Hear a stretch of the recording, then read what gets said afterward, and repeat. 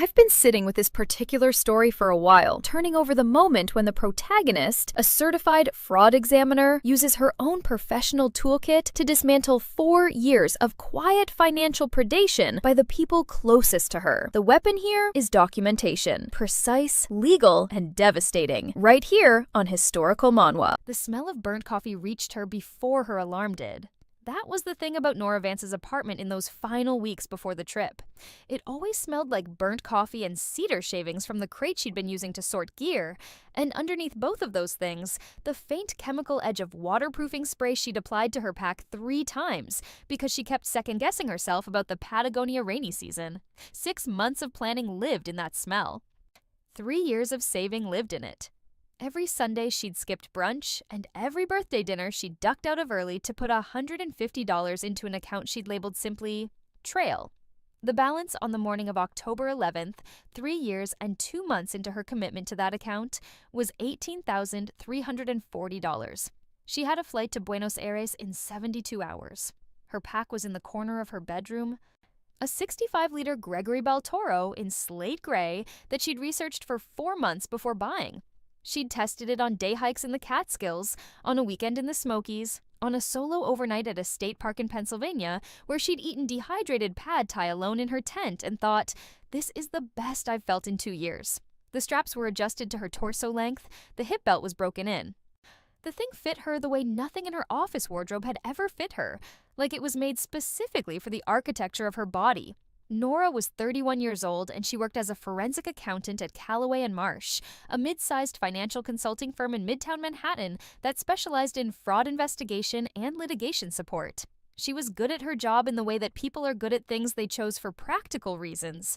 Methodically, without passion. With a precision that impressed her supervisors and bored her in the marrow. She could read a company's general ledger the way other people read faces. She knew what hiding looked like in numbers. She knew the specific shape of an expense that didn't belong.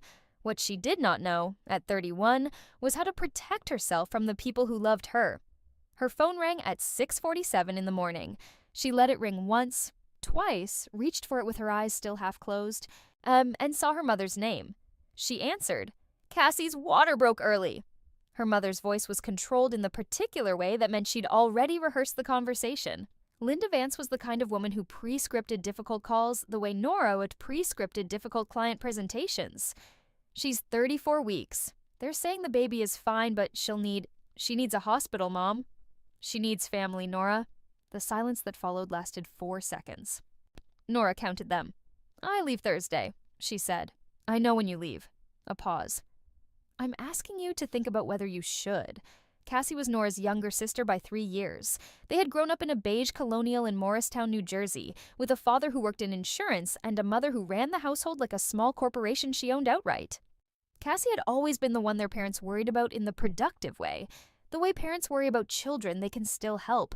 She was impulsive, charming, perpetually underprepared for consequences. She had married a man named Derek Foss at 26 in a garden ceremony that Nora had spent 400 hours helping to coordinate. And they had spent the 2 years following the wedding accruing credit card debt and living in a 2-bedroom rental in Hoboken with aspirational furniture and no savings. The baby was not an accident. Cassie had told Nora she was trying, in a voice that suggested she'd already made the decision and was only informing Nora as a courtesy. Nora had said, "Do you have savings? For the first year?" Cassie had said, "You sound like a banker." In her apartment on the morning of October 11th, so holding the phone, Nora looked at her pack in the corner. She thought about saying, I can come for the birth and leave Thursday as planned. She thought about saying, Cassie has Derek, she has you, and Dad. She has Derek's mother who has been waiting for this grandchild with the unnerving focus of someone who has no other purpose. She said none of these things. What she said was, let me call work. What happened next was not a single decision, but a series of small capitulations that each looked reasonable from the inside.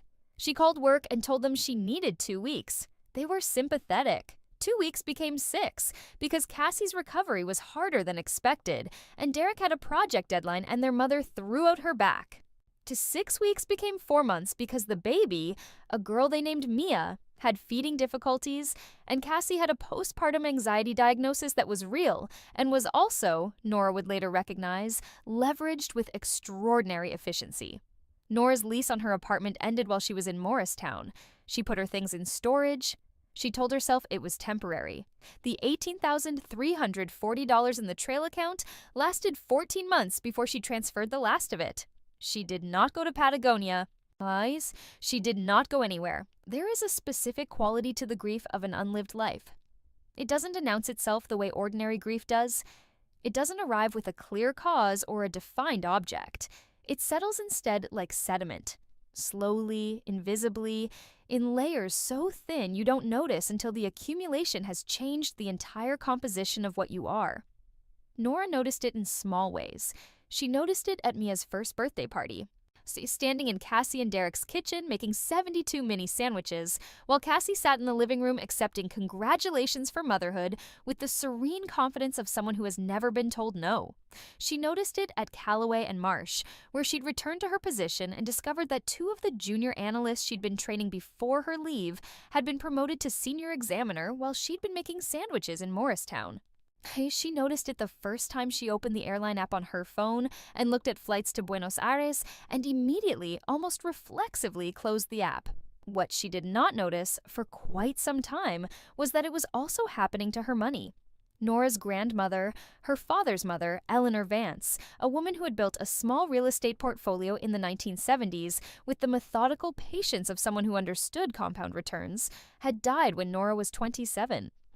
The estate had included a cabin in Vermont, on 17 acres outside Stowe, that Eleanor had left specifically to Nora in the will. The language was clear. Nora had read it herself. The cabin and the land it sat on were to pass to Eleanor's granddaughter, Nora Elizabeth Vance. Nora had never moved into the cabin. She'd been in the middle of building her career. The plan was always to figure out the cabin later, after the backpacking trip. But after she'd had the experience, she needed to know what kind of life she wanted. Later became a pressure campaign that lasted 18 months. Her parents' position, delivered at a family dinner that Nora now understood had been specifically orchestrated for this purpose, was that Cassie and Derek needed more space. Their rental was becoming too expensive. The Morristown house was overextended with the baby present all the time. The cabin. Wouldn't it make more sense for Cassie and Derek to live in the cabin for a while until they got on their feet? It wasn't about taking anything from Nora. It was just practical. Nora's father used the word practical 7 times in that dinner. She had counted. She had also, and this was the detail that would later come back to her with the precision of a scalpel, signed a quitclaim deed transferring the cabin to Cassie and Derek Foss for consideration of $1. Her mother had notarized it. The family attorney, who was technically also Cassie and Derek's personal attorney, and whom Nora had not had the presence of mind to recognize as a conflict of interest, had filed it the following morning. Nora had a copy somewhere in a box in her storage unit. She stopped looking for it. She died on a Wednesday in February, 4 years and 3 months after she had canceled her flight to Buenos Aires. It was not dramatic. It was not even surprising in retrospect. It was a snowstorm on Route 9 and a phone call from Cassie asking Nora to pick up Mia from daycare because Derek was in the city and Cassie had a migraine, and Nora had been awake for 19 hours because she'd been working a document-intensive case for Callaway and Marsh, and she'd been living on cold brew and ibuprofen for 3 days, and her hands were not steady on the wheel the way they should have been. The truck came from the left. She had time to feel surprised. That was all. In the specific few seconds before impact, she thought about the trail. Not the accident, not her family, not the 4 years she had spent hollowing herself out for people who received her sacrifice the way a body receives oxygen, automatically, without gratitude, as though it had always been owed. She thought about the cedar shavings on her apartment floor, the smell of waterproofing spray, a photo she'd had taped to her bathroom mirror of the Torres del Paine Massif at sunrise, taken by someone else, which she had looked at every morning for 3 years while she was saving, and which she had taken down the day after she'd called work and asked for those first 2 weeks. She thought, I never even went. And then she did not think anything at all. She woke in her apartment, the smell of burnt coffee, cedar shavings, waterproofing spray. Nora lay flat on her back in the dark and did not move for a very long time. There was a quality to the silence that she recognized before she recognized anything else. The specific silence of a space that belongs only to you, that carries only your sounds, that has not yet been infiltrated by other people's needs. She had not heard that silence in 4 years. She turned her head. The Gregory Bell Toro was in the corner, slate gray, straps adjusted. Her phone was on the nightstand. She picked it up with hands that did not shake, which she noted as though it were data, and looked at the date. October 11th, 72 hours before her flight. Nora sat up slowly. She set the phone face down on the nightstand and sat with her feet on the floor and her hands in her lap and breathed the way she used to breathe at the beginning of a major fraud investigation, the slow, deliberate inhalation of someone who is about to map a system, who needs to see all of it before touching any of it. She was not confused about what had happened. She did not question it or examine it for alternate explanations. She had been a forensic accountant for 7 years. She understood that some facts simply are what they are, regardless of whether they can be explained within a familiar framework, and that the productive response to an inexplicable fact is not to deny it, but to determine what it changes about your position and act accordingly. What it changed was everything. She knew what was coming. She knew the sequence, the phone call at 6:47, her mother's voice, the 2 weeks that became 6 that became 4 months, the savings account, the quitclaim deed, the cabin in Vermont that had belonged to her grandmother and then to her, and then, because of a single document she'd signed while she was exhausted and emotionally pressured and catastrophically naive about the legal implications, to Cassie and Derek Foss. She knew the end of it. The truck on Route 9, February. A snowstorm. She had 4 years of data this time. Nora stood up, walked to the window, and looked at the New York City streetscape below. A delivery truck was double parked. A woman in a yellow coat was walking a large white dog. A man was eating a bagel on the stoop across the street with the concentrated focus of someone who had nowhere to be. She thought, I am going to Patagonia on Thursday. And then, because she was who she was and this was how she operated, she thought, but first, I need to understand the full scope of the damage they caused in the other timeline, because I need to know what I'm preventing and what I'm entitled to recover. She made coffee. Real coffee, not burnt, from the good beans she kept in a ceramic canister on the counter.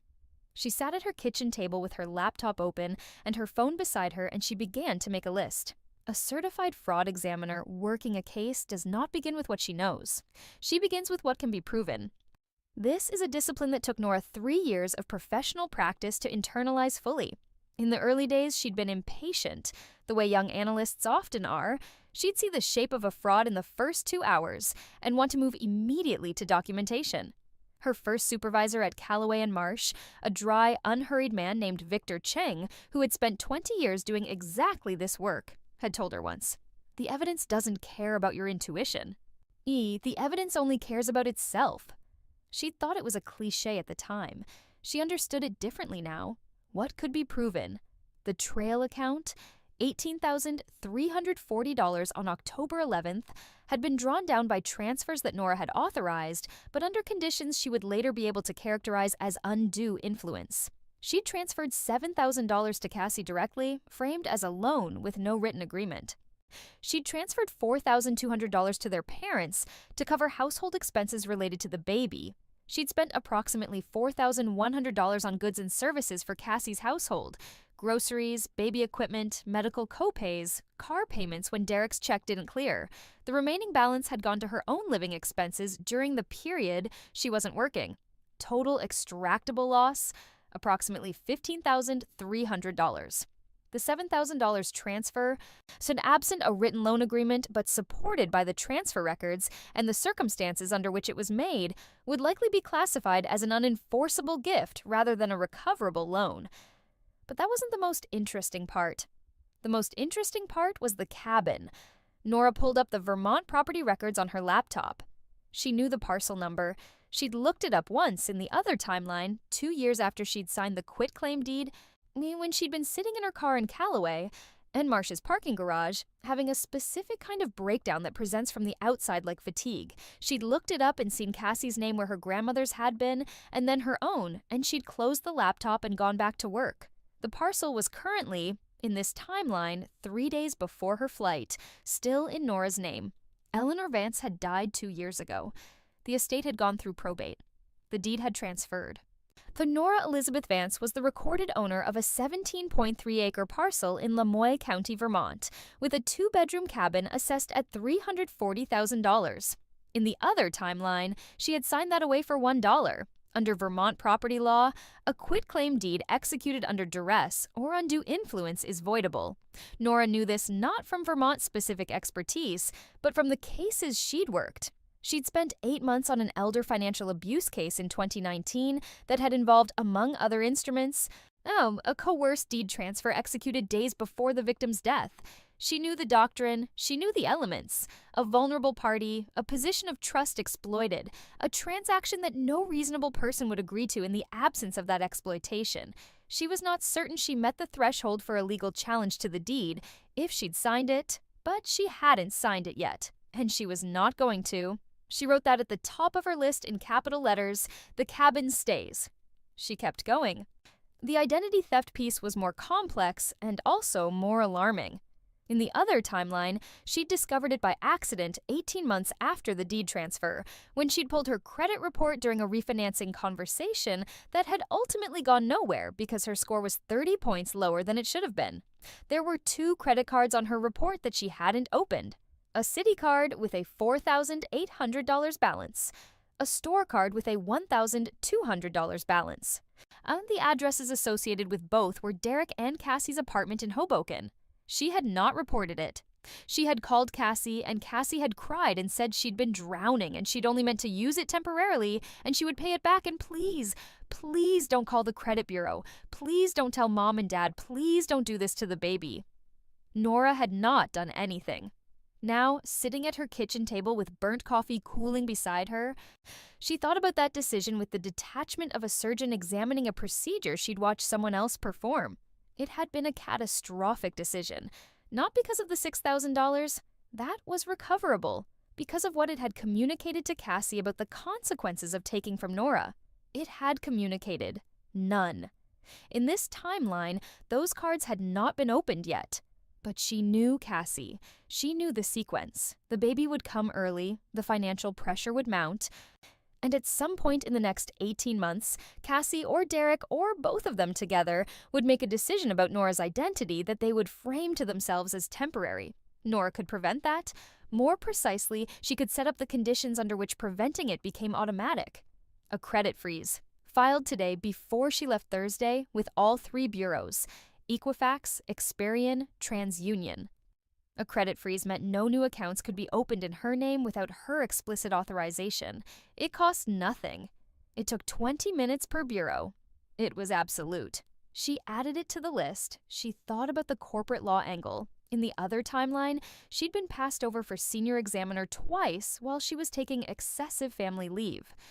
The promotions had gone to Marcus Webb and to a woman named Priya Suri, who had been hired 18 months after Nora and who was competent but not, Nora thought, with the clear-eyed lack of sentimentality that Rebirth enables, more qualified. She had grounds for a discrimination claim based on the FMLA, the Family and Medical Leave Act, which protects employees who take qualifying leave from adverse employment consequences, including denial of promotion.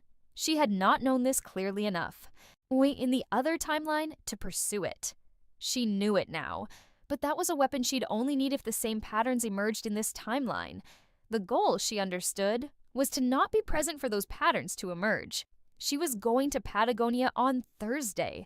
She was going to be on that trail. She was going to meet whatever life was waiting for her there instead of the one she'd been handed in Morristown. The revenge, and she did not flinch from that word, because she'd been a fraud examiner for 7 years and she knew what to call things, was not the point. The revenge was the perimeter.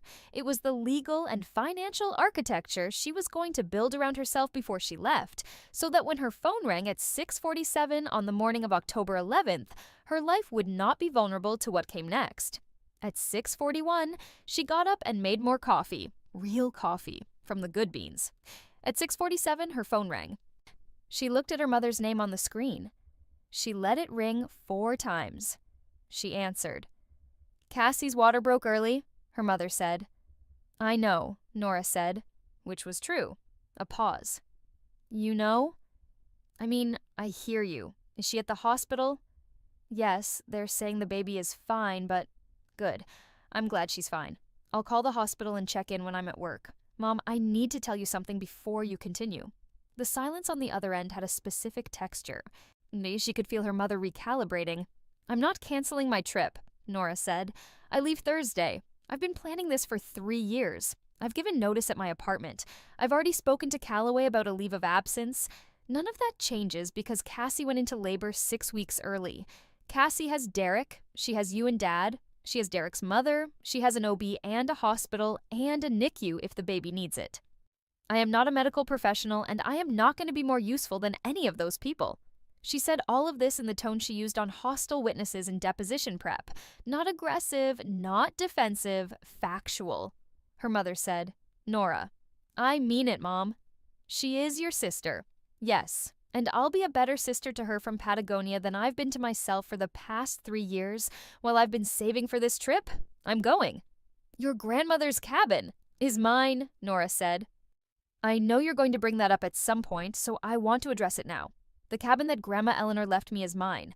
I am not signing anything that transfers it. I will not be asked to sign anything that transfers it. If there's a family conversation about the cabin that I'm not present for, I want you to know in advance that any document produced by that conversation has no legal effect without my signature on it. And I am not going to sign. The silence that followed was the longest one yet. I don't know what's gotten into you, her mother said finally. Travel, Nora said. I've been told it's broadening. I'll call and check on Cassie this afternoon. Give her my love. She hung up. She sat with the phone in her hand for a moment. Her heartbeat was elevated, but not dramatically so. She noted this the way she noted everything, as data. Then she opened her laptop and began filing the credit freezes. The thing about a credit freeze is that it takes longer than 20 minutes per bureau. It took her 45 minutes with Equifax alone because their verification system had a specific UX problem she'd encountered before, a loop between the identity confirmation screen and the address verification screen that only resolved if you cleared your browser cache mid-process. She cleared it. She completed the freeze. She moved to Experian, then TransUnion. By noon, she had all 3 locked. She pulled her own credit report while she was at it. She reviewed it with the focused attention of someone who does this professionally and found nothing anomalous. Everything was clean. The cards Cassie would open in the other timeline did not exist yet. They would not exist in this one. She called her storage unit. She'd been paying for it for 8 months, ever since she'd let her lease go. Or rather, in this timeline, she'd been planning to let her lease go. Only she now had no intention of doing that. She called and extended her rental agreement for 12 months as a buffer, and then called her landlord and told him she was staying. He seemed mildly inconvenienced, and then agreed. She packed the last of her gear in the afternoon. She'd been mostly packed for a week, but there were small things. The first aid kit she kept second-guessing, the backup water filter, the journal she'd bought, and then not been sure about because carrying a physical journal was a weight commitment. She put the journal in. She'd earned the weight. She called Calloway and Marsh and spoke to Victor Ching, who was still her supervisor in this timeline, and who received her request for an 8-month leave of absence with the same dry, unhurried quality he brought to everything. The Hargrove case closes end of the month, he said. You're free after that. I know, she said. I'll finish my work on Hargrove remotely, file everything by the 30th, and I'll be on a plane the 31st. 8 months is a long time. I know. You're not quitting. No. All right. A pause. She heard him turning pages. Check in if you find anything interesting in the mountains. I've always wanted to go. You should, she said. It's supposed to be extraordinary. She spent the evening in a restaurant she liked near her apartment, a small Vietnamese place with plastic stools and a menu written in marker on a chalkboard, and a faux broth that tasted like someone had spent 2 days on it, which she suspected was true. She ate alone and did not look at her phone. The restaurant was half full. 2 people were on a date in the corner that seemed to be going reasonably well. A man was eating by himself at the counter with a paperback propped against the napkin dispenser. She thought about Mia. This was the one part of the calculation that did not resolve cleanly.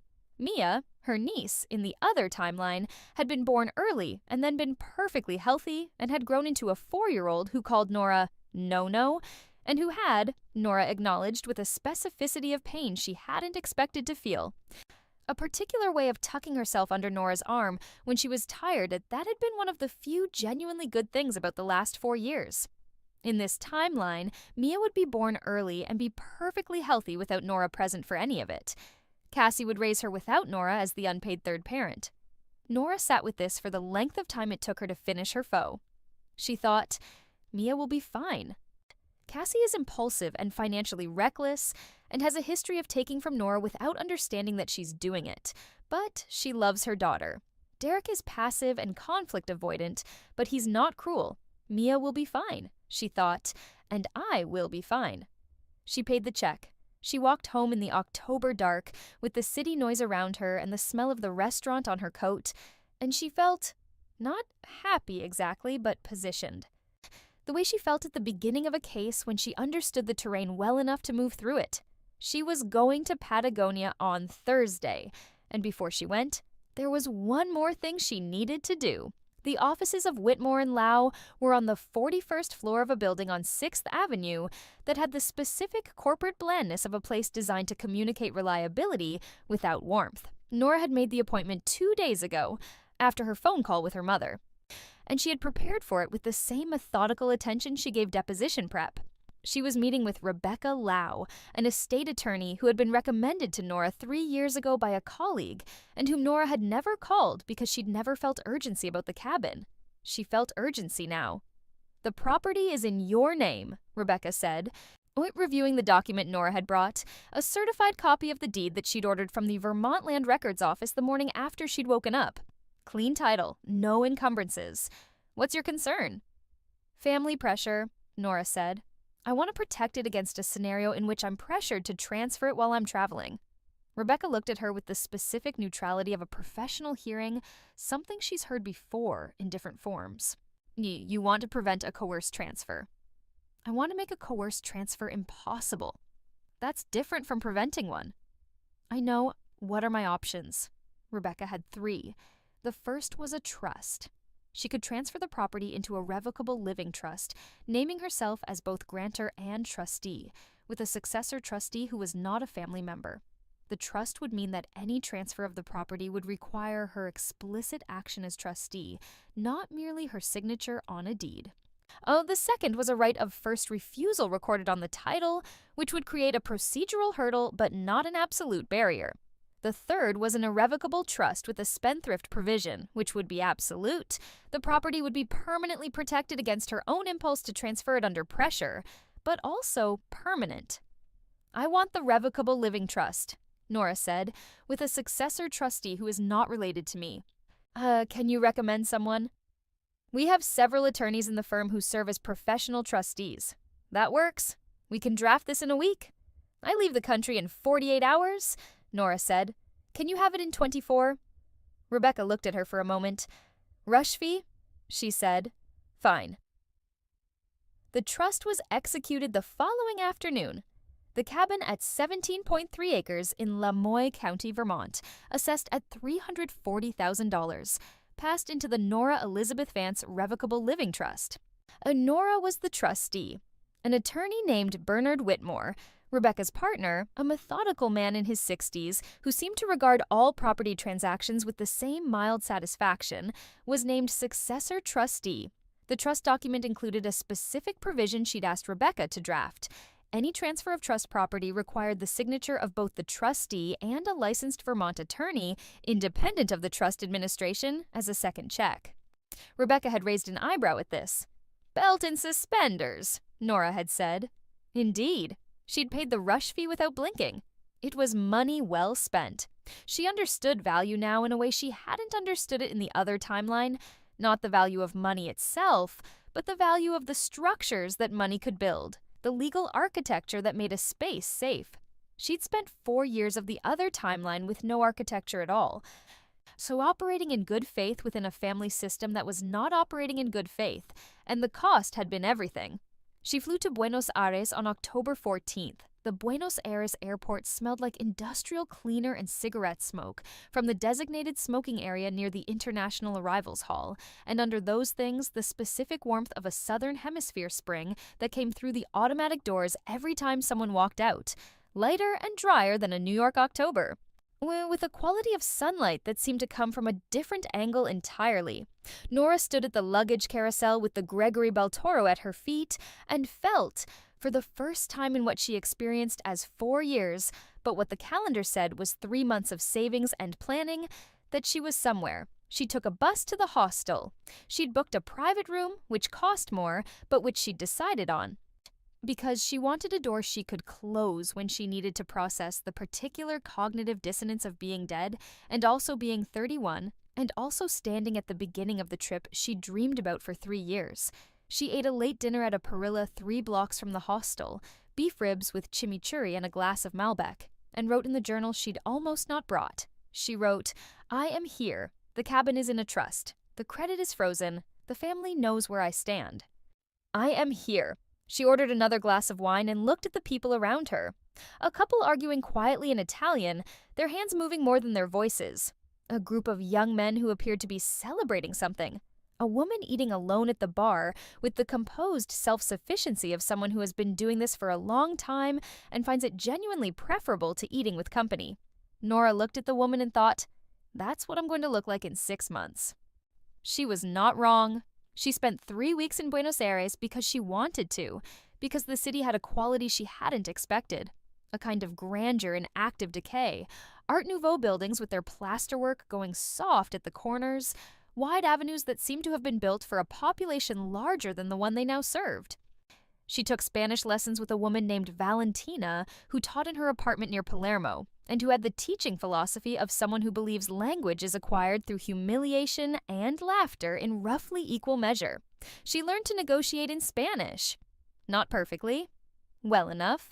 She flew to Mendoza and spent a week in the wine country, which was drier and colder than she'd expected, and which had a quality of light in the late afternoon that she found herself unable to stop photographing. She hiked into the Andes foothills on a day trip and felt the altitude in her chest and the rock under her boots and the specific pleasure of physical effort that serves no purpose except itself. She flew to Puerto Montt and took the ferry system south through the Chilean fjords. 4 days of slow water passage with forested mountains on both sides and dolphins in the wake and a quality of weather that changed 3 times a day. She read. She wrote in the journal. She talked to the other passengers when she wanted to and didn't when she didn't. She arrived in Puerto Natales on a Tuesday in November with the Gregory Beltoro settled on her back like an agreement she'd finally kept with herself. Patagonia in November was wind and light and a quality of scale that made everything she'd previously thought of as large seem parochial. The towers of the Paine Massif were not dramatic in the way photographs suggested. They were instead simply there, insistently present, geometric, and uncompromising, rising from the surrounding steppe with the matter-of-fact authority of things that have been in their place for millions of years and are not interested in your response to them. She registered for the W circuit at the park administration office and paid for her site permits. She bought fuel for her camp stove at the gear shop in town. She ate one final meal at a restaurant in Puerto Natales, king crab, which was the local specialty, served in a way that was simultaneously fancy and completely unfussy, and she went to bed early in preparation for an early start. She was on the trail at 6:40 in the morning.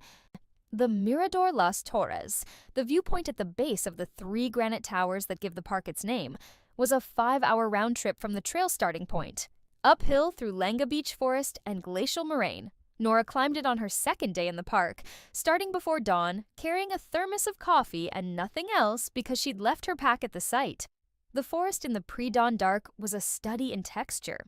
The Langa Beach have bark like crumpled paper, be silver gray in the dim light, and their canopy in November was turning autumn in the southern hemisphere, meaning the leaves were going copper and rust. Her boots crunched on the frost. Her breath made small clouds. The coffee in the thermos was gas station quality, from the camp kitchen at the lodge near her site, and she drank it anyway with the gratitude of someone who has been cold long enough to renegotiate her standards. She reached the lake at the base of the towers at sunrise. The light came in from the east and hit the granite faces directly, turning them amber and then gold, and then a shade she didn't have a precise word for.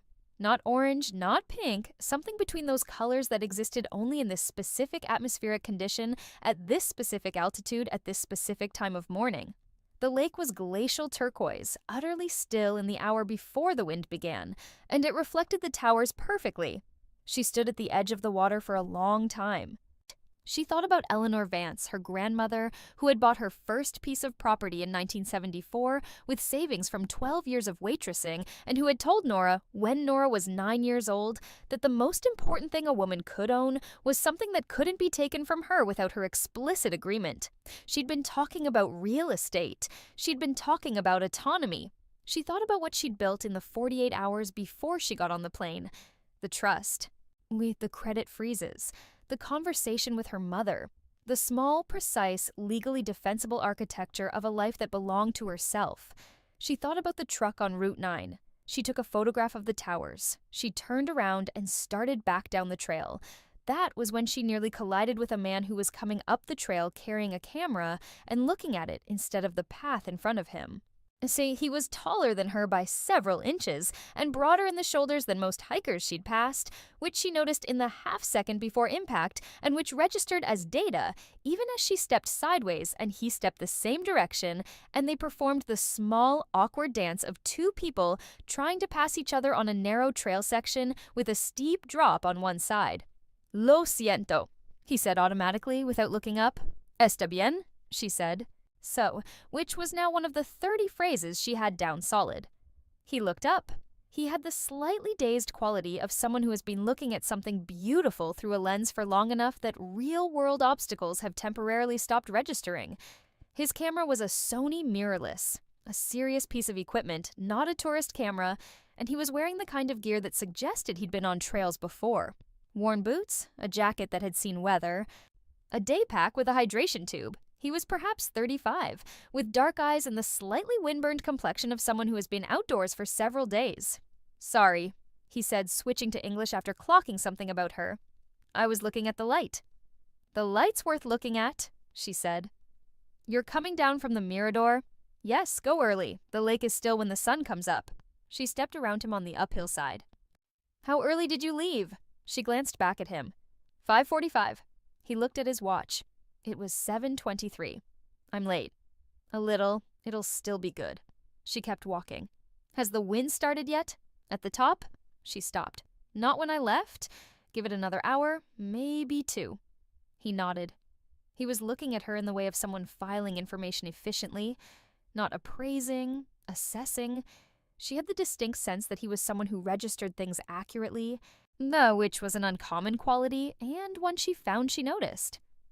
First time in the park? He asked. Second day. You're doing the W? Full circuit, he raised an eyebrow. Ambitious. Efficient, she said. He almost smiled. Are you going to do the Glacier Gray approach on the north side or through the valley? North side. I want to come in from above.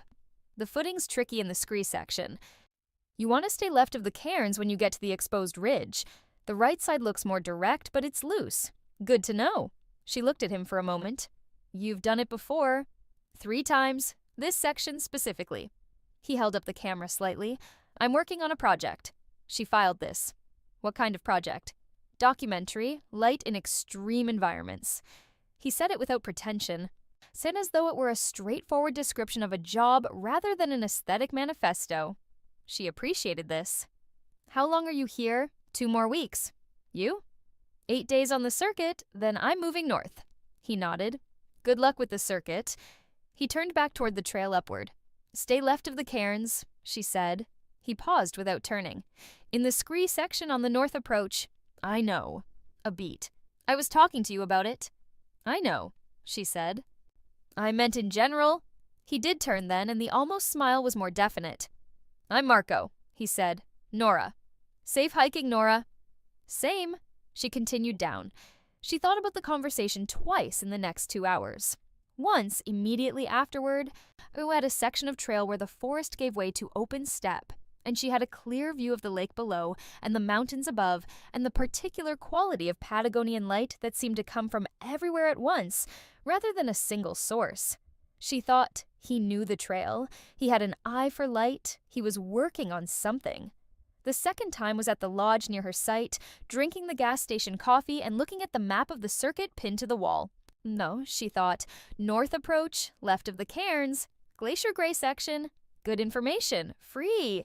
She had no particular feeling about Marco beyond this. That was not entirely true. She had the specific mild interest she felt at the beginning of anything, with the potential to be useful or interesting, which was the same feeling she had at the start of a complex case. Not excitement, not attraction in the conventional soap opera sense. Something more like, this could be something worth paying attention to. She had learned to trust that feeling. She did not see him again for 3 days. The circuit continued. Valley del Francis on the third day. A full-day hike into the hanging glacier valley that required crossing a suspension bridge over a glacial river and then climbing through forest into alpine terrain where the terrain opened suddenly, like a door, onto a high cirque surrounded on 3 sides by glaciers and granite walls from which ice falls dropped occasionally, silently, and then arrived as sound a second after they arrived as sight. She stood in the cirque for 45 minutes and felt the profound specific irrelevance of every problem she had ever had that was not related to altitude. Her phone had intermittent service. She checked it twice a day at the lodge if there was signal. Not because she was expecting anything, but because she had established before she left a specific system. The system was this. She had retained a law firm. Not Whitmore and Lau, but a different firm, a litigation boutique recommended by a colleague to monitor her credit and the title records for the Vermont property and to contact her if anything anomalous occurred. She'd set up a secure email through which they'd communicate. She checked it daily. Nothing anomalous had occurred. She'd had 3 text messages from her mother in the first week, each escalating slightly in tone. She'd replied once, briefly, "Baby and Cassie are healthy. Glad to hear it. I'm well." She had not called. She'd had 2 messages from Cassie herself. The first was a photograph of Mia, newborn, eyes still unfocused, wrapped in a white hospital blanket, unmistakably healthy. The second was a text. "I need to talk to you about the cabin." Nora had replied, "The cabin is in a trust. My estate attorney manages it. If you have questions, you can have your attorney contact Rebecca Lau at Whitmore and Lau. Here is her email." There had been no further messages about the cabin. On the 4th day of the circuit, she reached the Glacier Gray section and approached from the north as she'd planned. The scree section was as advertised, loose, angled, requiring precise foot placement and the willingness to move slowly when moving slowly was correct. She stayed left of the cairns. The footing was solid. She came over the ridge and saw the glacier from above. Glaciers from above look different than glaciers from the side. From the side, they are blue-white walls of compressed ice with a quality of ancient weight. From above, on a clear afternoon with thin cloud cover and the wind at her back, the gray glacier was a slow river of fractured light, crevasses catching shadow, seracs glowing almost translucent, the meltwater channels on the surface running blue as antifreeze. She could see the calving face from where she stood, where house-sized blocks had broken off into the lake below over the past centuries. She took 12 photographs and knew at least 2 of them were genuinely good.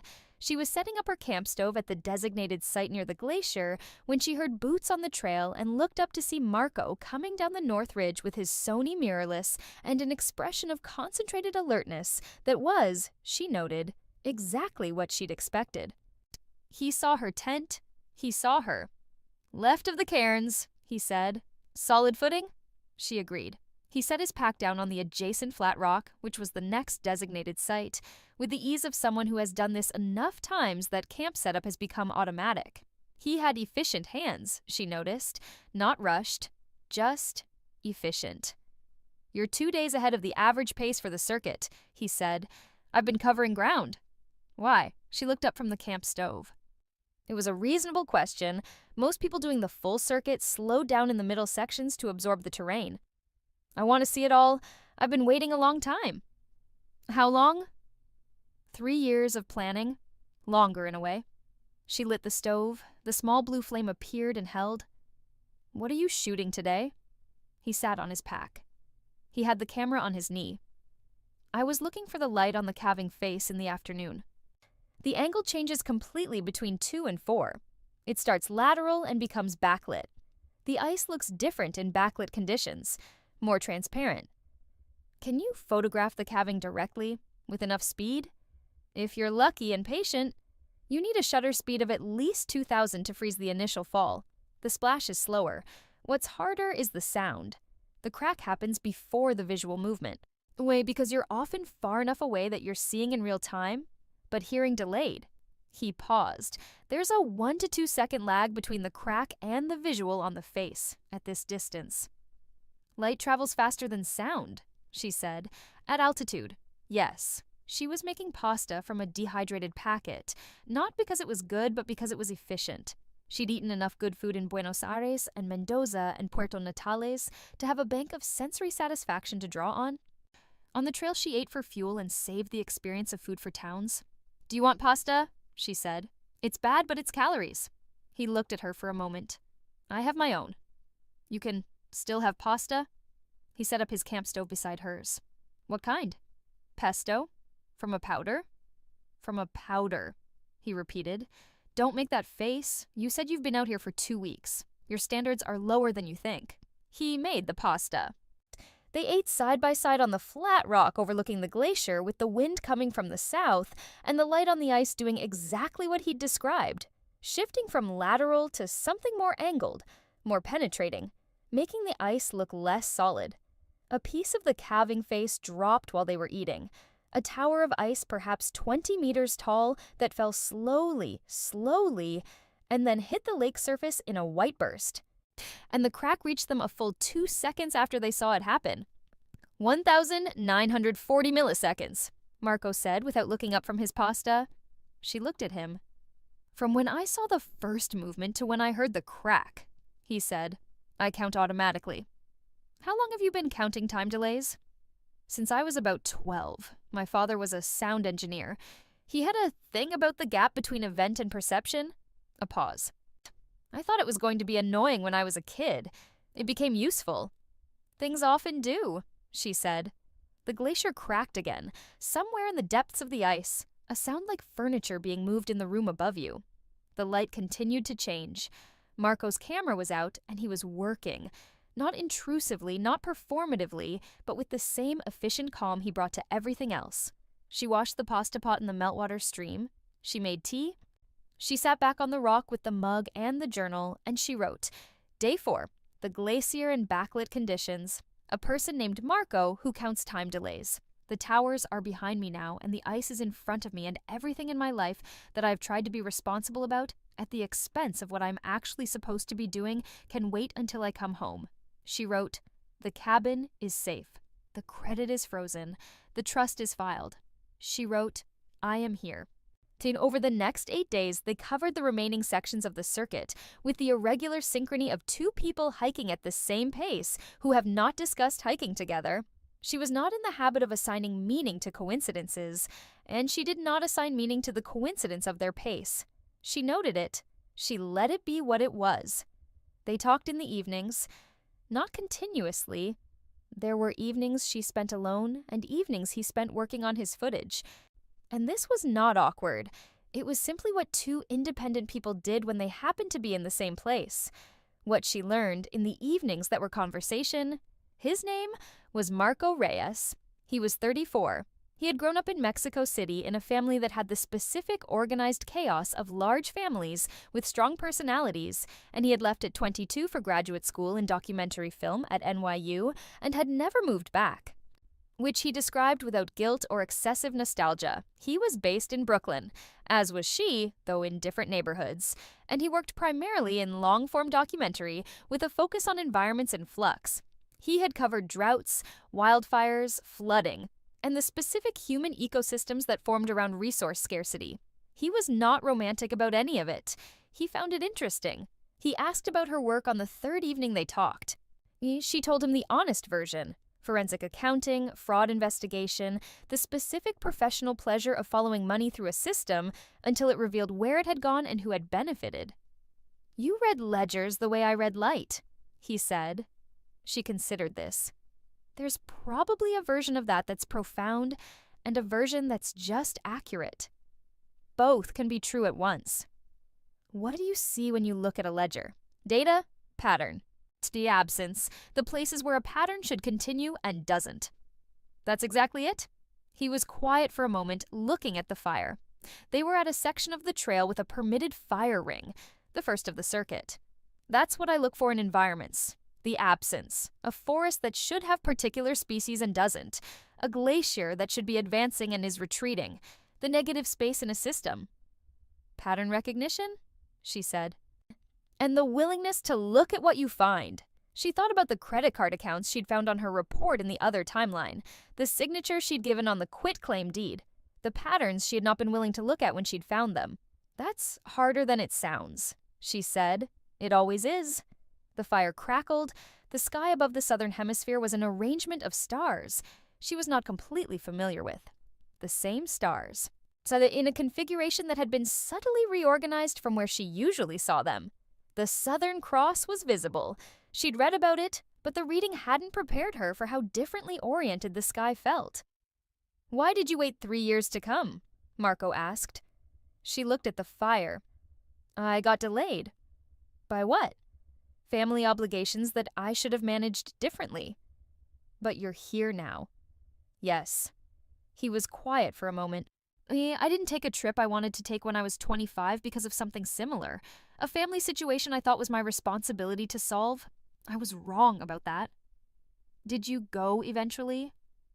"Yes. A year later, I went and it changed. Not everything, but the specific thing it needed to change." He looked at her. "You strike me as someone who knows what she came here to change." "I know what I came here to confirm," she said. He waited. "That I was right to come," she said. "That the cost was worth paying." "Is it?" She looked at the Southern Cross. The glacier in backlit conditions, the crack and the 2-second lag and the white explosion of ice into water, the pesto pasta from a powder and the gas station coffee, and the frost on the Lenga beach bark and the specific color of the towers at sunrise that she'd never had a word for. "Every day," she said. She left the park on a Saturday, 10 days after she'd entered. Oh, with the Gregory Beltoro worn to a new softness around the edges of the hip belt, where the fabric had been broken in completely. She took a bus back to Puerto Natales and spent 2 days there. Laundry, a long meal, a full night's sleep in a bed, before she went north. Marco left the same day. They had exchanged numbers at the trailhead, which had felt practical rather than significant, though she was aware that the line between practical and significant often only became clear in retrospect. "Oh," he said, "I'm going to Atacama next week, if you end up there." She said, "I'm going to Bolivia first, maybe after." He said, "Let me know." She said, "I will." They went their separate directions. She did not think about Marco with the distracted, low-grade, obsessive quality that she associated with conventional romantic interest. She thought about him the way she thought about a complex case she'd set aside for the moment, with interest that had been deliberately parked, to be returned to at the appropriate time. She was aware that this was not how people typically described attraction. She had never been typical in this specific way.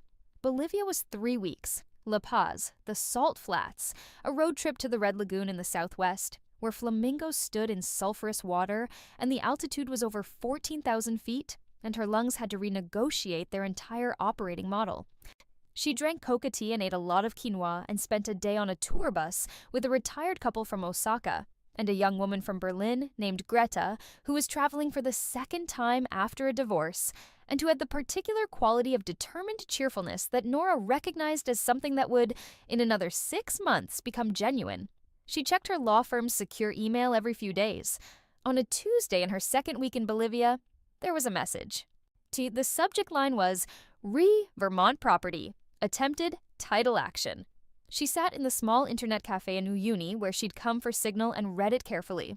The message was from the associate at the litigation boutique, a young woman named Ashley Park, who had the communication style of someone trained to lead with the facts and save the interpretation for later.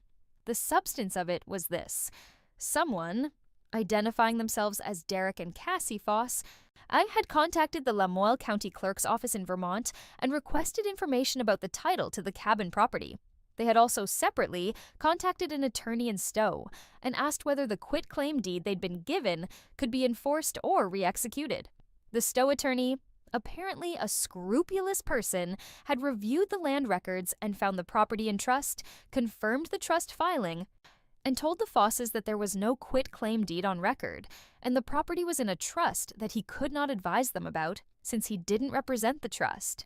The Fosses had not taken further legal action. Yet, Ashley Park's message concluded, "No immediate action required. The trust is performing its designed function. I wanted you to be aware." Nora sat in the internet cafe in Uyuni with the altitude headache she'd had since arriving and read the message 3 times. She thought about Cassie calling the Vermont clerk's office. She thought about Derek, passive, conflict-avoidant Derek, calling a Stowe attorney to ask whether he could enforce a document that didn't exist. She thought about 4 years of the other timeline in which she had been the person who did not protect herself, who gave everything when asked and more when not asked, who signed a deed for $1 because her mother was in the room and she was tired, and the word practical had been used so many times it had temporarily replaced her capacity for analysis. She thought, "I built the architecture correctly." She wrote back to Ashley Park, "Thank you.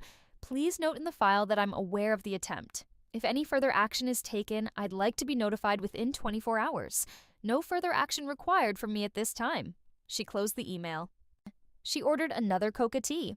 She had a bus to catch. She texted Marco from the Salt Flats because the particular absurdity of where she was standing seemed like something worth sharing with someone who understood how light worked. The message was, "Salt Flats at noon. The reflections on the water layer look like you're standing on the sky. Can you freeze that with a 2000 shutter speed, or is it too diffuse?" He replied 20 minutes later, "Too diffuse unless there's a hard edge. Oh, what's on the horizon?" She took a photograph and sent it. The volcanic peak to the east, sharp against the blue. He replied, "Perfect anchor. Set the exposure for the sky, not the flats. The foreground will blow out slightly, but the reflection reads as solid." She adjusted her phone camera settings and took the photograph. It was the best thing she'd ever taken. She sent it to him. He replied, "Yes, just that." One word. She appreciated the economy of it. She was in the Atacama 14 days later. Marco was in the Atacama.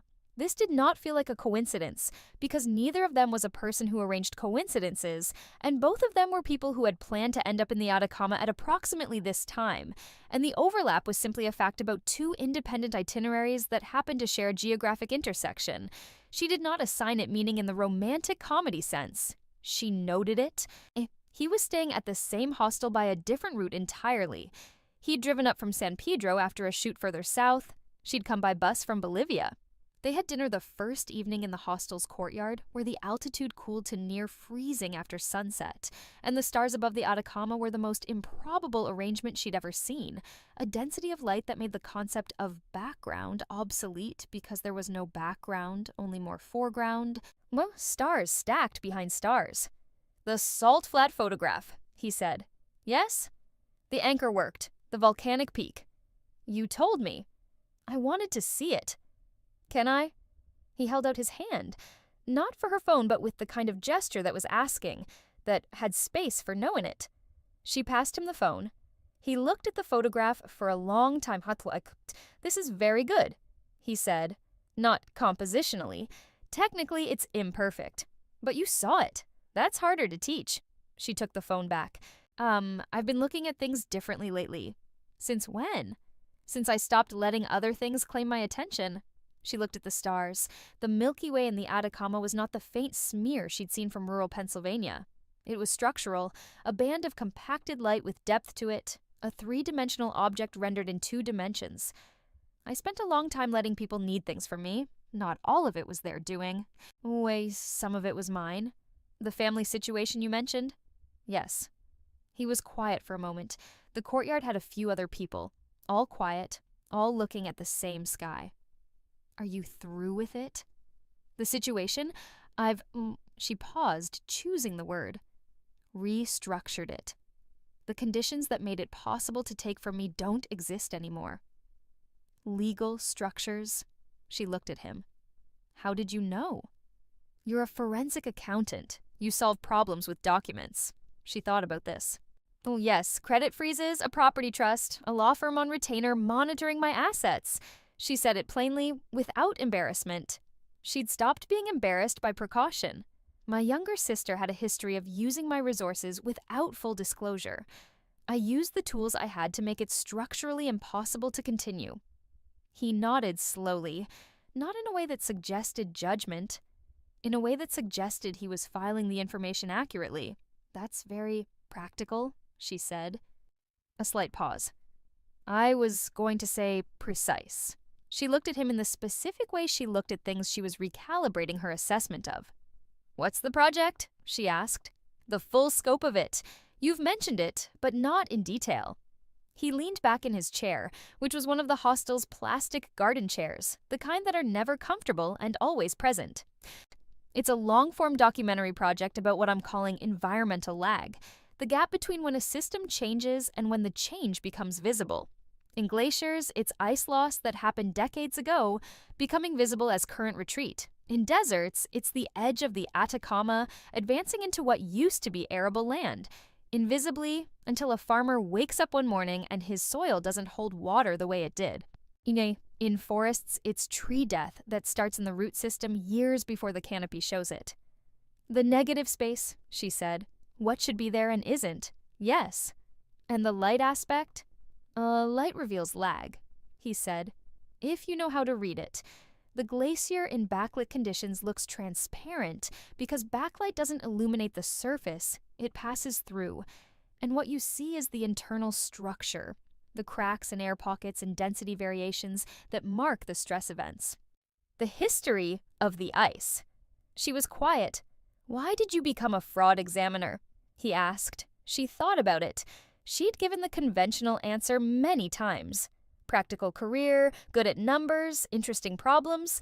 None of that was false. My grandmother, she said, she built something over 50 years through patience and precise documentation. She knew where every dollar was. She never let anyone convince her that she'd imagined the numbers. When she left me her property, so she was leaving me the philosophy, not just the asset. She paused. I understand it better now than I did when she was alive. What do you understand about it now? That documentation is a form of care, she said, for your past self. You document correctly so that your future self has something to stand on. He looked at her for a long moment. Yes, he said, the way he'd said it about the photograph. The stars did not move. Nothing moved except the very cold wind coming down from the Andes, which arrived at the courtyard with the clean authority of something that had traveled a very long distance undisturbed. She stayed in the Atacama for 11 days. She stayed 9 of them with Marco. What happened between them was not sudden. It was the kind of thing that happens between two people who are moving at the same pace and have been paying attention to the same kinds of things for long enough that their frames of reference have begun to overlap at the edges. It was not a movie scene. It was 11 days of shared meals and shared desert walks and shared evenings under the most improbable sky she'd ever been under. And at some point, she couldn't have said which day, which hour, the distinction between two independent people who happen to be in the same place and two people who are in this together stopped being clear. He kissed her first, which she noted in the way she noted things as a piece of information about his character. He was not the kind of person who waited to be given explicit permission for everything. He was also not the kind of person who acted without reading the room correctly. He read the room. He had excellent light-reading skills. She did not pull back. She did not perform the conventional female retreat of ambivalence about wanting something she wanted. She'd spent 4 years in the other timeline retreating from what she wanted. She was done with retreat. She said, I'm going to Peru in 2 weeks. He said, I know. She said, I don't want to negotiate this as if it's a transaction. He said, I understand that. She said, I also don't want to pretend it isn't what it is. He said, what is it? She looked at him. The Atacama night was cold and enormous around them, the kind of night that makes all human concerns feel appropriately scaled, neither insignificant nor inflated, just the right size. Something worth paying attention to, she said. He said, yes, she went to Peru. She spent 3 weeks in the Sacred Valley, walking Inca trails above the cloud line, eating ceviche in Cusco at restaurants that had been there since before she was born, sitting in the ruins of Pizek at late afternoon with the valley below her in gold light and the mountains above her in the last of the snow. She was not, during those 3 weeks, thinking about Cassie or Derek or the Vermont cabin or the credit freezes or the truck on Route 9. She was thinking about Peru. She was thinking about the specific quality of altitude above 3,000 meters, which does something to the quality of thought, slows it down, makes it more deliberate, strips away the efficiency she normally prized, and replaced it with a kind of patience she hadn't known she had. She was also, with some frequency, thinking about Marco. She'd been right about what it was. It was something worth paying attention to. Marco messaged her from Bolivia. He'd gone south again to Potosi for something related to the mining sections of his project. He sent her photographs with minimal captions: mine entrance, morning, 4,200 m sulfur plume, Uyuni, noon. A miner's face in direct sun, 3/4 angle, eyes closed. She sent back, the Sacred Valley at golden hour, exposure on the clouds, not the ruins. He replied, the ruins read as negative space this way. She replied, that was the point. In Cusco, she found a good internet cafe with fast signal and spent an afternoon dealing with the financial architecture she'd left running in her absence. Ashley Park's email update: no further activity from the Fosses on the Vermont property. The credit freeze remained intact. She checked the summary reports from all 3 bureaus. Her credit score, now that no one was opening fraudulent accounts in her name, had continued its upward drift. She'd been making steady automatic payments on her student loans from an account she'd set up to run without her attention.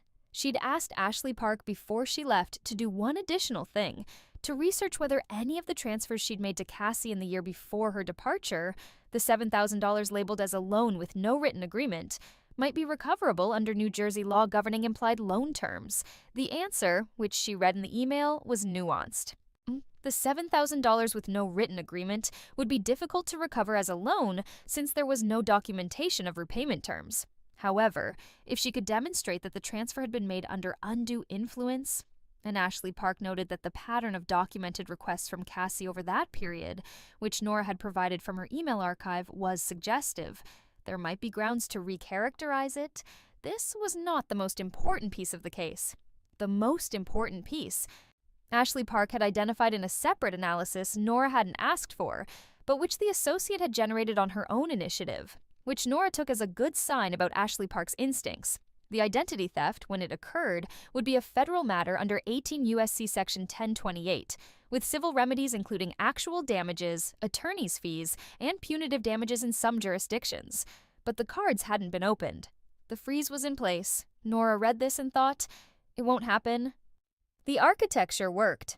She felt the particular satisfaction of a problem that had been solved at the structural level, not addressed after the fact, not managed once the damage was done, but prevented by building the right conditions before the first vulnerability was exploited. This was what Victor Ching had spent 20 years trying to teach young analysts. Prevention is always cheaper than remediation. Build the controls. She'd built the controls. She had one more email to send before she left the cafe. She wrote to Rebecca Lau at Whitmore and Lau and asked for a quarterly review of the trust and a specific annual check to ensure no one was attempting to bring action against the property on any other grounds. Mechanics liens, tax issues, neighbor disputes. She wanted eyes on it. Permanently. Rebecca replied within an hour. Understood. We'll set this up on a retainer basis. Nora accepted the retainer. She walked out of the internet cafe into the Cusco afternoon, where the altitude light was doing what altitude light does, flattening shadows, making the colonial facades of the Plaza de Armas look almost two-dimensional, like a stage set for a city rather than a city itself. She stood on the cobblestones and breathed the thin air and felt very specifically like herself. She sent Marco a message. Cusco is a stage set. The real thing is everywhere else. Oh, he replied, that's true of most famous places. She replied, where are you? He replied, heading to Lima next week, then home. She replied, me too. Home, I mean. He replied, same week? She replied, probably. He replied, Brooklyn? She replied, yes. He replied, then. One word. but clear. She landed at JFK on a Tuesday morning in late March, 5 months and 11 days after she'd left. The landing approach came in over Jamaica Bay, and she could see the grid of the outer boroughs below. Orderly. The gray, the pale green of early March lawns in the residential neighborhoods, the brown of the winter Hudson. It looked nothing like Torres del Paine or the Atacama or the Sacred Valley. It looked entirely like New York. She was glad to see it. Her storage unit's contents went back into her apartment, which she'd held through the extended absence by the simple expedient of continuing to pay rent. She unpacked the Gregory Baltoro in her bedroom and hung it on the hook behind the door. The waterproofing spray had done its job. The pack was clean and functional and had covered approximately 400 kilometers of trail. She made coffee. Not from gas station grounds, from the good beans. She called Victor Chung. "The Hargrove case," she said.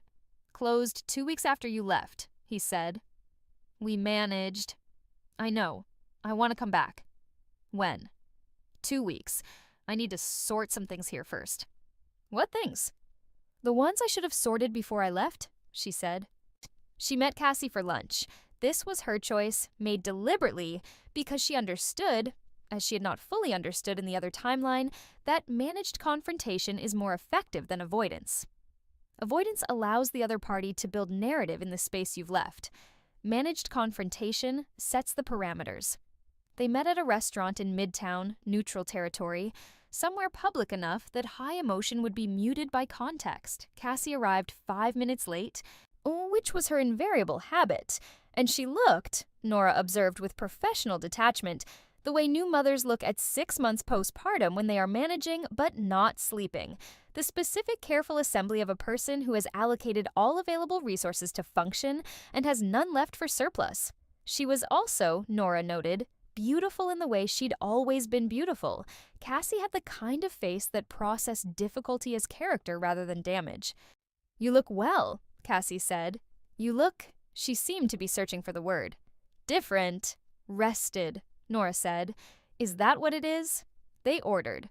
The silence between the ordering and the food arriving had a texture to it, the specific quality of two people who have things to address and are deciding in real time how to begin. "The cabin," Cassie said.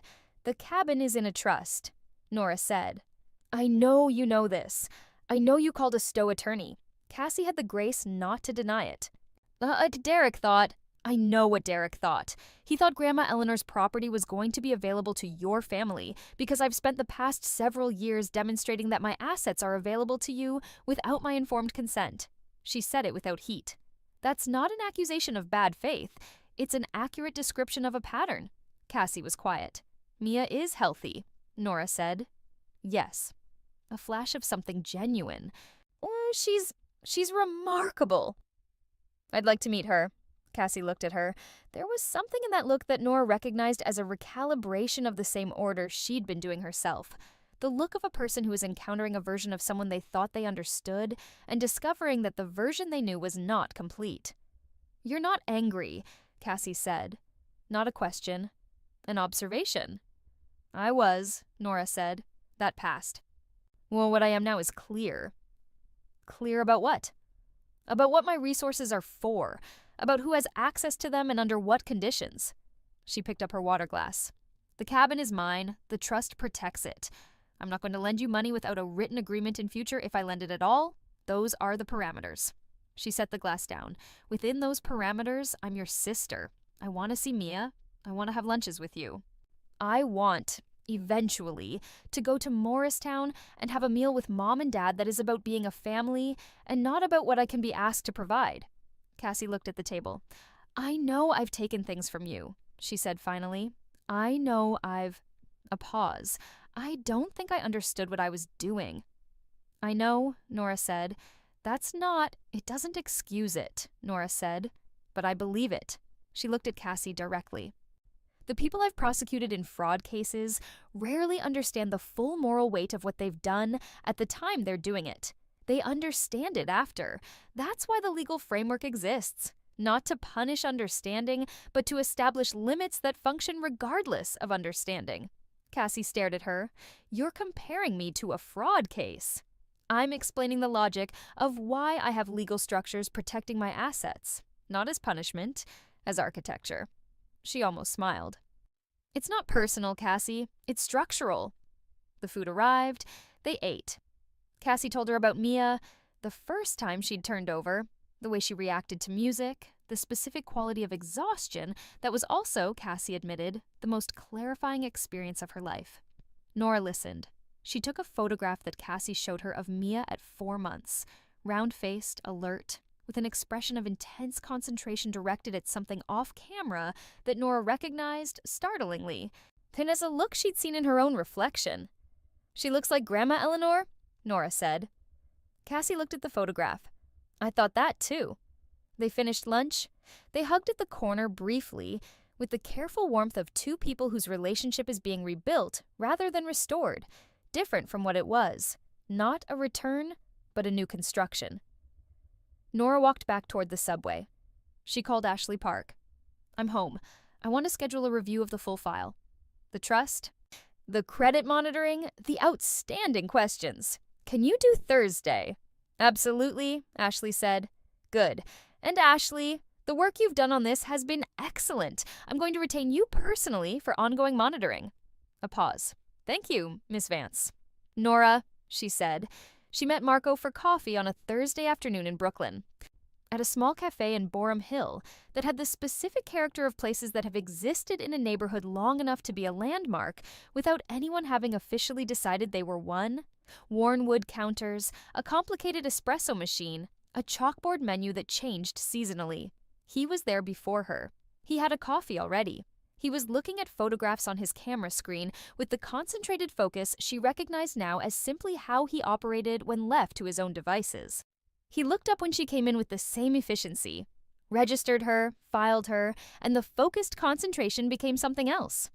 "The salt flat photograph," she said, sitting down.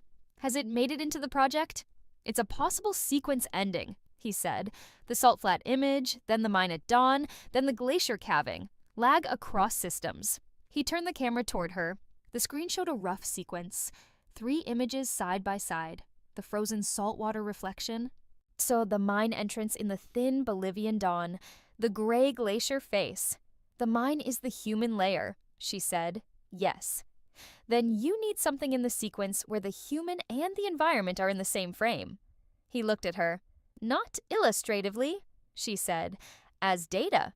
The miner's face in direct sun, eyes closed. That one. Where is that in the sequence?" He pulled up the photograph on the screen. It was the one he'd sent her from Potosi, a man in his 40s, so face weathered to the specific texture of very old leather, in direct afternoon sun with his eyes closed in what might have been sleep, or might have been simply the momentary closing of eyes against light. "Before the glacier," she said. "After the salt flat. The human lag, between the mine work and the ice loss, needs to be in the center." He looked at the sequence for a long time. "Yes," he said. She ordered coffee. The afternoon light came through the cafe's single large window at the angle that afternoon light takes in March in New York, low, slightly golden, with the quality of a season that hasn't fully committed yet. She thought about the Torres del Paine at sunrise, the specific color she'd never had a name for. "I have a name for it now," she said. He looked at her. "The color of the towers at sunrise. I've been thinking about it since October. It's the color of something on the verge of transparency, the moment before backlit ice becomes fully transparent. That liminal quality." "Threshold light," he said. She looked at him. "That's what I call it," he said. "In the project notes. The moment when a system is on the edge of becoming what it's going to be." She was quiet. "That's exactly it," she said. The coffee arrived. The afternoon light moved a few degrees toward the window frame. She thought about her grandmother's cabin in Vermont, 17 acres, a property in trust, the assessed value and the title clear, and the legal architecture around it solid.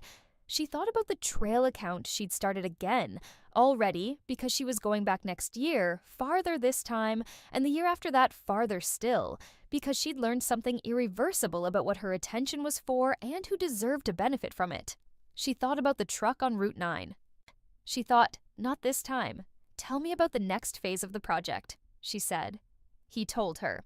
Iceland, he said, the retreating glaciers there, which move faster than the Patagonian ones, which make the lag more visible. He wanted to be there in late summer when the melt rate was at its peak.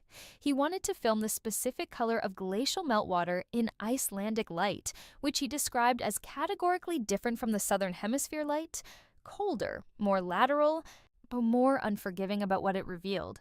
She listened. She thought, Iceland in late summer. She thought, the trail account has 8 months. She said, tell me more about the light. She went back to Callaway and Marsh on a Monday. Victor Cheng's office was where it had always been, at the end of the hall with the window that faced north, and never had good light, which he'd always said suited him because he didn't trust good light. His desk had the controlled chaos of a man who understood exactly where everything was, despite it looking disordered to anyone else. He looked at her for a moment when she walked in. You look different, he said.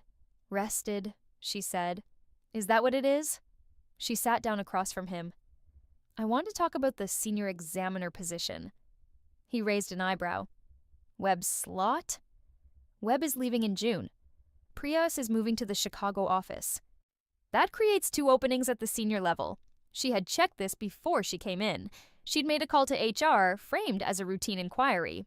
My case record before I left was the strongest in the department at the associate level. My leave was legally protected under FMLA. The failure to promote me twice prior to my leave, given my performance record, creates a potential adverse action claim under— Nora, Victor said. She stopped. He looked at her with the dry, some unhurried attention that had always been his principal characteristic. You don't need to file a claim, he said. You needed to ask. She blinked. You never asked, he said. You were exceptional at the work, and you were never aggressive about your own advancement, and I assumed— incorrectly, it appears, that you were satisfied where you were. She looked at him. You're telling me it was never about the leave. The leave didn't help timing-wise, but no. He leaned back. You're being promoted to senior examiner effective May 1st.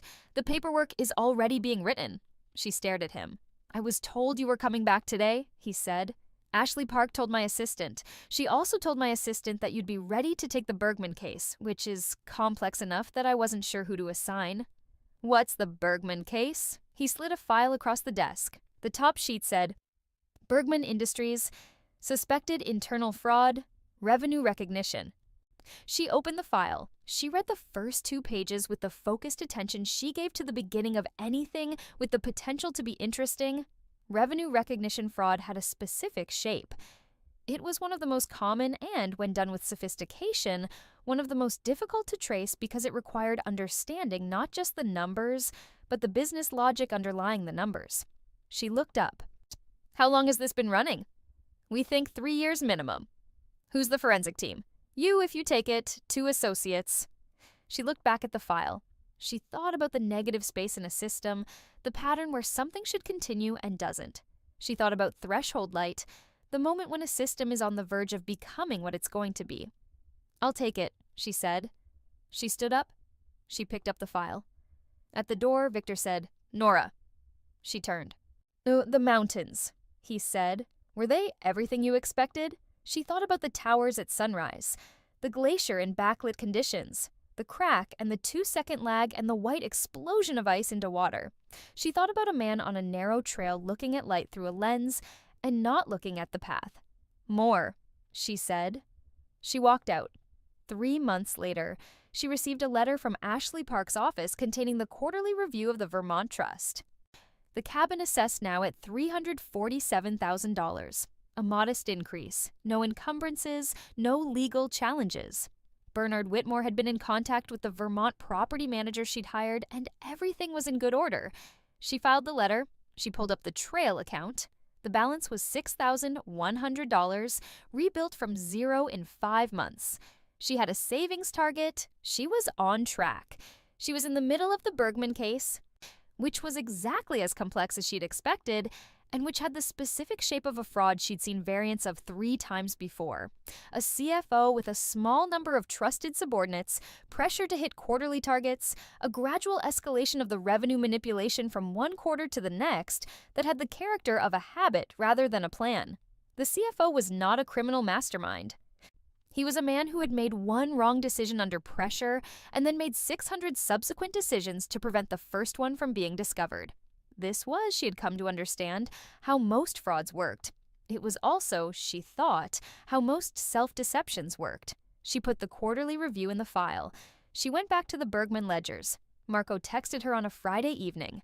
The message was, Iceland dates August 15th through September 20th. She set down the Bergman file. She pulled up the trail account. She did the math. She replied, I can be there August 18th. He replied, I'll be in Reykjavik the 18th. The glacier axis is a 2-day drive east. She replied, I know. He replied, You've researched it? She replied, I research everything. He replied, I know. She looked at the response on her screen for a moment. She thought about the hostile courtyard in the Atacama with the most improbable sky she'd ever seen.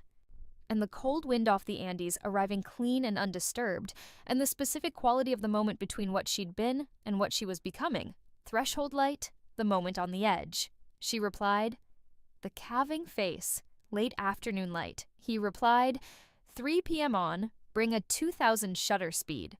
She replied, I don't have a camera like that. He replied, I have 2. She put her phone down. She opened the Bergman file. She found the pattern she'd been looking for in the revenue data, a specific series of entries in the fourth quarter reporting from 2019 through 2022 that formed an absence, a gap in the sequence where the numbers should have continued and didn't. The shape of it was unmistakable once you knew where to look. She pulled the source documents. She began to mark them. Outside her office window, the Midtown afternoon was doing what Midtown afternoons do. The noise of it, the cabs and the construction and the distant sirens and the human density of 8 million people, all in proximity to each other, all moving in the intersecting currents of their own urgencies and their own losses and their own slow accumulations of everything they'd put off until later. She didn't look up. She had work to do.